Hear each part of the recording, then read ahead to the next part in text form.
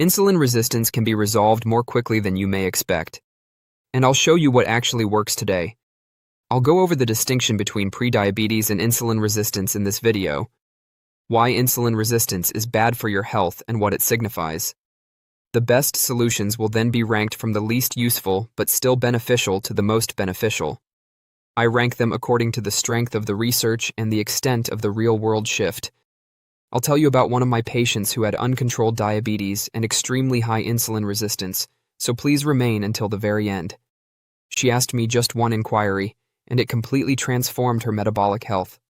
Prediabetes is not usually indicated by insulin resistance. Insulin resistance begins long before blood sugar levels fluctuate. This implies that insulin resistance can coexist with diabetes, prediabetes, or normal blood sugar.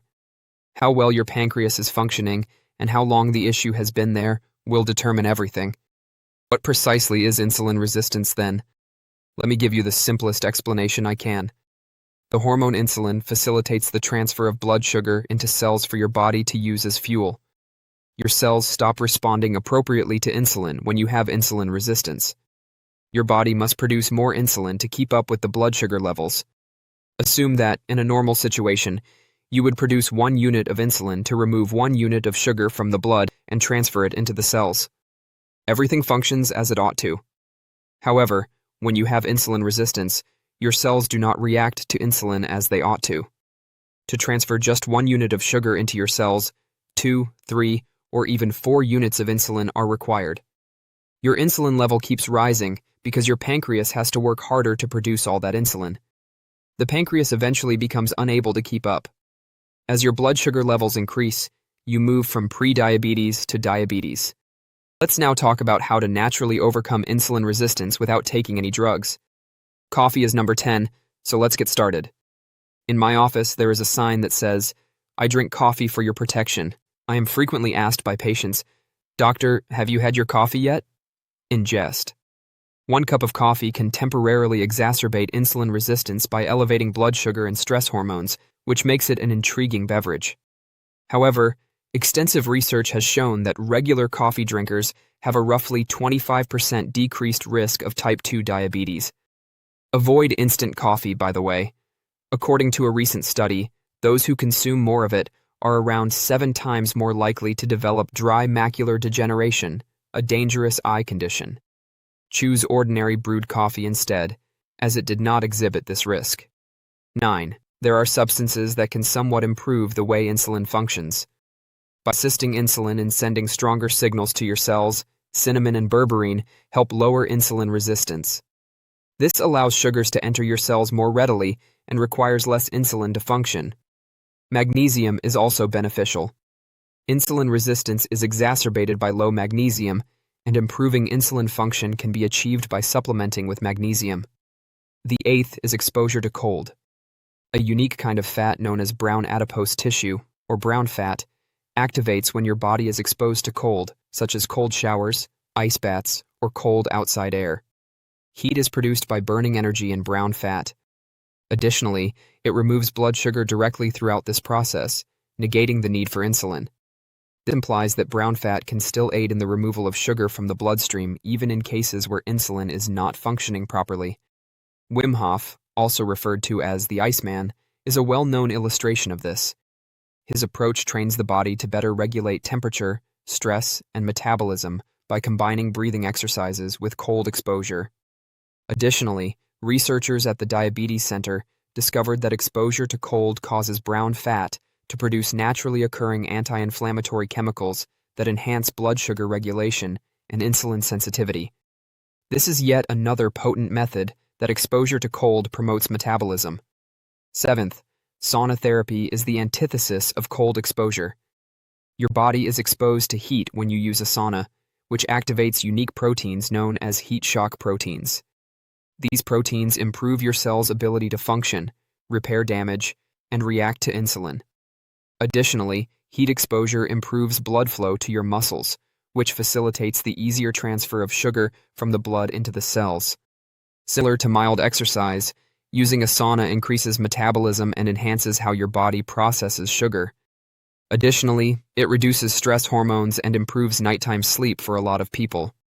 Insulin functions better when people sleep better and experience less stress. Regular sauna users have decreased insulin resistance and a lower risk of metabolic issues like type 2 diabetes, high blood pressure, and heart disease, according to numerous studies. Join our diabetes health community and take control of your health with confidence. By hitting subscribe and like, you'll receive daily, easy-to-follow health solutions focused on blood sugar control, healthy habits, and long-term wellness. Stay informed, stay empowered, and move toward a healthier, more balanced life. One smart step at a time. Sixth, make the most of your nighttime sleep and morning light exposure. Sunlight in the morning resets your body clock and maintains good hormone timing, while darkness at night helps your body sleep well and reset hormones. Later in the day, this decreases cortisol, which promotes deeper sleep the next night. While inadequate sleep increases stress hormones that exacerbate insulin resistance, getting 7 to 9 hours of healthy sleep improves insulin function. Research indicates that a single night of poor sleep might lower insulin function by as much as 25%. A high-protein breakfast comes in at number 5. Blood sugar equilibrium is affected by what you consume for breakfast and during the rest of the day.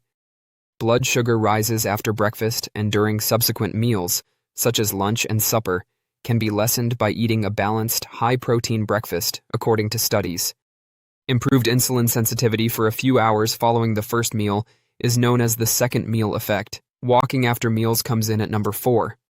Blood sugar increases after eating. Because the big muscles in your legs can extract sugar from the blood and use it as fuel without the need for insulin, walking for 10 to 15 minutes decreases blood sugar levels. One of the quickest ways to increase insulin sensitivity is to activate the leg muscles, which are the largest in the body. Marching in place is just as effective, and occasionally much more effective, if you would rather remain still. Raising your knees can help you burn more blood sugar because it engages more leg muscles and keeps them functioning constantly. Resistance training comes in third. Strength training that involves your muscles working against weight or strain is called resistance training. Push-ups, planks, and many yoga poses can be performed with your own body weight. You can also use free weights like dumbbells, gym equipment like leg presses and chest presses, or rowing machines. Additionally, you can perform water exercises, where the water provides resistance as you move, or utilize resistance bands. This enhances insulin sensitivity and decreases blood sugar because muscles can extract sugar from the blood without the need for insulin. Gaining muscle gradually increases the body's capacity to store and utilize sugar. Thus, overall, the body requires less insulin. Second, stay away from added sugars and sweets that include fructose. Regular white sugar and high fructose corn syrup, which are added to sodas, fruit juices, desserts, candies, pastries, and a variety of snacks, include fructose. The liver handles fructose virtually exclusively, in contrast to glucose. Overconsumption of fructose causes the liver to convert it to fat, which accumulates in the liver, causes inflammation, and leads to insulin resistance. Steer clear of additional sugar to reduce inflammation and liver fat. In order for insulin to function more effectively, blood sugar regulation improves and insulin levels decrease when the liver is no longer overwhelmed with fructose, which helps reverse insulin resistance. First and foremost, stay away from processed carbs. The most effective method for reversing insulin resistance is this one. Sugars and starches that have undergone extensive processing to eliminate natural fiber, vitamins, minerals, and plant structure are known as refined carbs. Fast-digesting starch or sugar is left behind after whole grains or plants are crushed down and removed during the refining process. White bread, white rice, pastries, desserts, and sugary cereals are examples of such items. Refined carbohydrates quickly turn into blood sugar in the absence of fiber to impede digestion. This results in repeated insulin surges and large blood sugar rises. This causes insulin resistance over time by impairing the body's ability to respond to insulin. Eliminating refined carbohydrates is the most effective strategy to address insulin resistance, since it eliminates the main daily cause of insulin excess and can reduce fasting insulin in a matter of weeks. Let me now share with you the story of my patient, whose metabolic health was transformed by a single inquiry she asked me. She brought me something that I could not accept when she returned with almost perfect sweets, but it made an effect.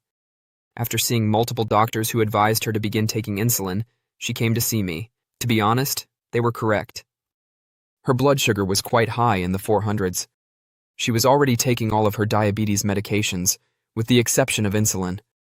She was adamantly opposed to beginning insulin injections. We therefore took a seat and discussed all of the possible outcomes of unmanaged diabetes: strokes, renal disease, heart disease, nerve damage, and visual loss. She was aware of every danger. She knew it all. And I informed her that insulin was the next course of action from a medical standpoint. Then she asked me the one question that made all the difference. "Doctor, if you were me, what would you do?" she asked. Well, I was honest with her. I stated that I would not be sitting here in the office today treating patients if I were over 100 pounds overweight, had severe insulin resistance, and required 4 drugs for diabetes, 3 for blood pressure, and 2 for cholesterol. Every day, I would be working out at the gym. I would adhere to a very strict diet, avoiding any refined carbohydrates and consuming mostly foods high in fiber and protein. I went on to explain why I thought she should start taking insulin, but I would have done it differently for myself. I informed her that she was a smart woman. Something was keeping her from doing what she was required to do, even though she already knew what she needed to do. Her extremely high blood sugar also caused me great concern. I therefore made her an offer and handed her a sample of an insulin pen. I informed her of this. By maintaining a balanced diet and regular exercise, you can keep your blood sugar levels below 200, which will allow you to avoid using insulin. However, you would need to inject insulin if you eat the wrong meals or remain sedentary, and your blood sugar levels remain above 200. Although 200 is not a typical sugar level, it is a fair starting point. After 6 months, she returned. Her average blood sugar was at 100, completely normal, and she was 30 pounds lighter. She also shares this anecdote with me. "I called my best friend as soon as I left your office and said, 'My new endocrinologist basically called me a lazy bum,'" she added. Well, that wasn't the worst word she used. "Meet me at the gym right now," I said to my pal. Before I change my mind, we are joining up today. Since then, she has been working out daily and adhering to a strict low-carb diet. Her primary care physician was astounded by the outcome. He kept inquiring about the miracle cure I provided her. Not even a miracle. What then was it about her that I found unacceptable? I handed her an insulin pen and she returned it. Unopened as of yet. She never needed it. Please subscribe and leave a like if you thought this was useful. This is not a medical recommendation. It is solely intended for educational reasons. I'll see you in the upcoming video.